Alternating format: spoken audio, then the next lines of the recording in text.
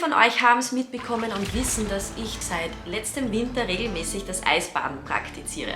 Wäre sowas eigentlich was für euch oder sagt ihr, nee, so absolut kein Bock? Ich glaube, das ist meistens so 50-50. Ich bin generell davon überzeugt, dass unser menschlicher Körper und Geist einfach zu viel mehr fähig sind, als wir eigentlich glauben. Dass ja speziell unser Geist uns eigentlich sehr oft limitiert. Ich glaube, jeder kennt das, wenn er zurückblickt auf gewisse Situationen und sich denkt so, boah, wie habe ich das eigentlich geschafft? Und ich glaube auch, dass wir durch das Aussetzen von Kälte Superkräfte entwickeln können. Demnach zeige ich euch in diesem Video, wie handhabe ich das Ganze, quasi ein Tutorial auch für zu Hause. Hacks, meine Motivation und Inspiration dahinter und die Vorteile davon. Ich habe euch einen Timestamp eingefügt, falls ihr gewisse Kapitel überspringen wollt. Und demnach starte ich gleich mal mit, was bringt dieses Eisbaden eigentlich? Es gliedert sich auf jeden Fall in psychische und physische Effekte. In erster Linie ein ganz wichtiger Aspekt für mich ist einfach dieses Verlassen der Comfortzone. Man kann da wirklich stolz sein, wenn man das Ganze durchzieht, und demnach ist das auch ein Booster für mentale Stärke. Man wird stressresistenter, wenn man sich in diese unangenehmen Situationen begibt. Und die Gefühle danach sprechen für sich, also man bekommt da tatsächlich richtige Glücksgefühle. Und in diesem Eisbad, man ist einfach da. So im Hier und Jetzt, einfach was ganz Besonderes, finde ich. Generell, man steigert seine allgemeine Motivation. Es ist super fürs Immunsystem, für die Durchblutung, entzündungshemmend und hat ganz viele positive gesundheitliche Aspekte. Und ihr seht schon, es ist halt richtig nice, wenn man da das Eis einschlagt in einem See, dieser ganze Prozess, wenn man sich dann mental darauf vorbereitet. Es ist mega. Aber ich muss auch zugeben, eine sehr praktische Person zu sein, und sobald etwas zu kompliziert und aufwendig wird, meine Motivation schnell mal runtergeht, und deswegen habe ich mir das überlegt, beziehungsweise bei Fabi Schäfer damals gesehen, dass man das auch easy, sofern man eine Außenfläche hat, von zu Hause aus machen kann. Kurze Wege, schnell umsetzbar, man hat das vor der Nase und kann dann eigentlich teilweise fast gar nicht Nein dazu sagen. Demnach, wie mache ich das Ganze zu Hause? Super easy, relativ kostengünstig. Den Winter in der Tonne, so wie ich es nenne. Und es folgt eine kurze Werbeunterbrechung.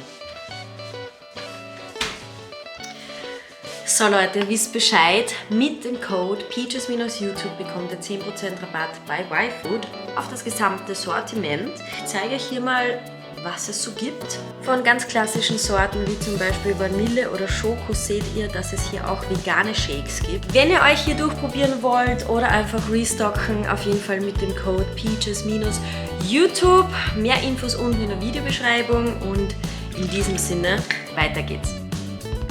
Ihr geht in den Baumarkt, kauft eine 300 Liter Regentonne mit Deckel auf jeden Fall, kostet im Schnitt 30 bis 40 Euro.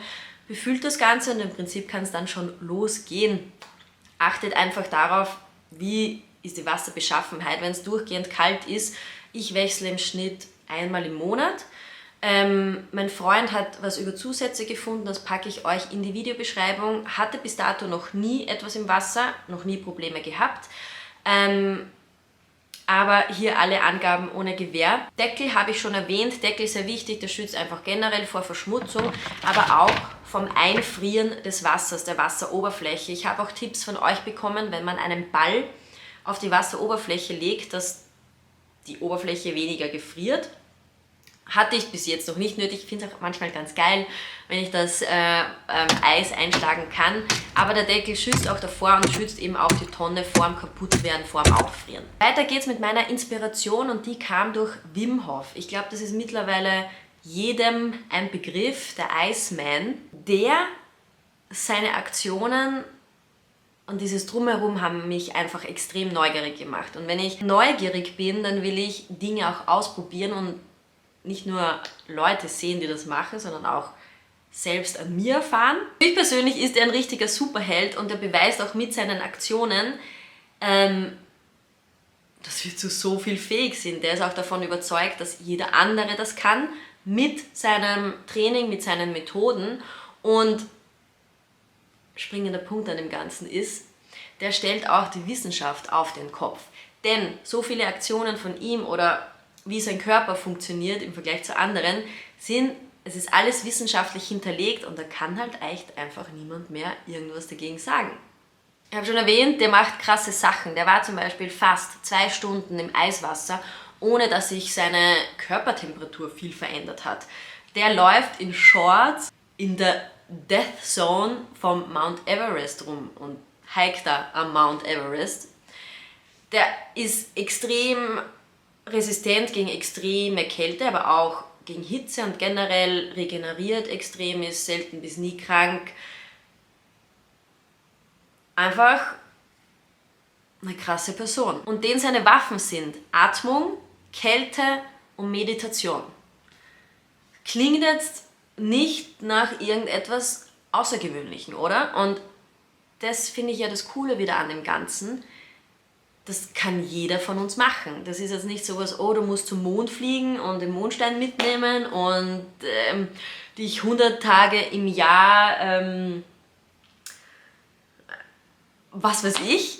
Es sind ganz einfache, banale Dinge. Und ist euch schon mal aufgefallen, dass unser Atem eigentlich alles kontrolliert, beziehungsweise sofern wir unseren Atem kontrollieren, in jeder Lebenslage, sind wir auch klar bei Kopf. Das fängt an bei Schmerz, bei Sport, bei Anstrengung, Wut etc. Wenn man seinen Atem unter Kontrolle hat, dann ist man klar bei Kopf und irgendwie ist dann alles nicht so schlimm. Denkt mal drüber nach. Und ich gehe hier in dem Video nicht auf die Wim Hof Atemmethode speziell ein, denn die könnt ihr in seinen Videos selbst abchecken. Super interessant, packe ich euch in die Videobeschreibung. Aber kurz gesagt, es geht einfach darum, den Körper mit sehr viel Sauerstoff anzureichern und dass dieser dann leistungsfähiger ist, als wenn man das nicht macht. Wie starte ich nun mit dem Eisbaden? Also ich würde euch generell mal empfehlen, das könnt ihr auch schon im Sommer oder das ganze Jahr über machen, dass ihr regelmäßig kalt duscht.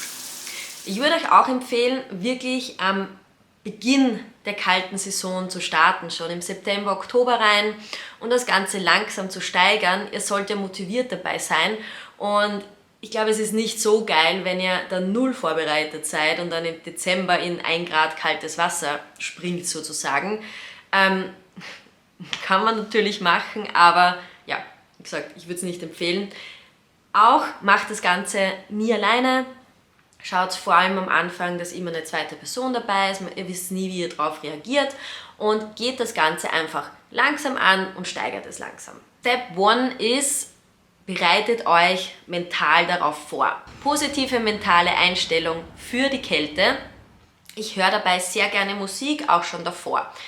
Die Atmung von Wim Hof habe ich schon erwähnt. Generell einfach bewusst und tief atmen und bemüht euch auch, dass wenn ihr in das kalte Wasser geht, genau diese Atmung auch beizubehalten.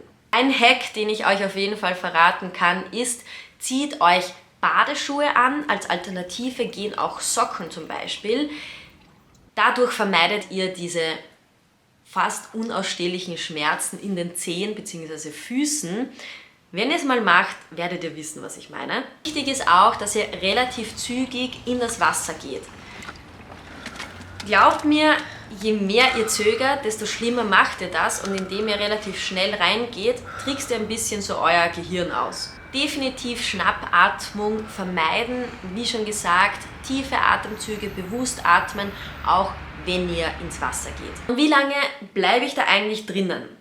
Ich kann euch hier keine pauschale Antwort geben, das ist sehr situations- und tagesverfassungsabhängig, aber ich würde mal sagen, zwischen 1 und 3 Minuten reicht das vollkommen. Kommt natürlich auch immer auf die Wassertemperatur drauf an, aber so habt ihr definitiv schon einen gesundheitlichen Aspekt davon erreicht. Und was macht man eigentlich danach?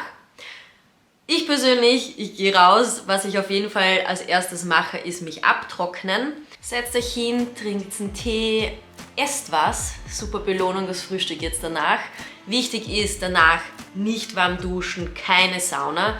Der Körper soll sich von alleine wieder erwärmen und ja, förderlich warmen Tee trinken, euch warm anziehen, Bewegung.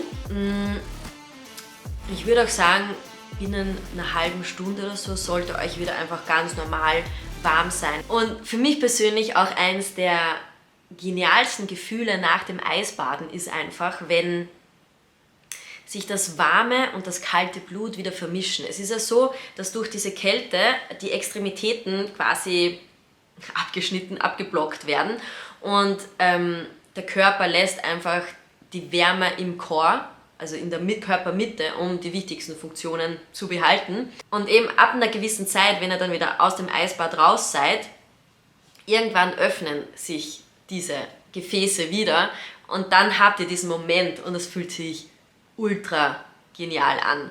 Den Moodboost habe ich auf jeden Fall auch schon erwähnt und wen von euch habe ich jetzt neugierig gemacht?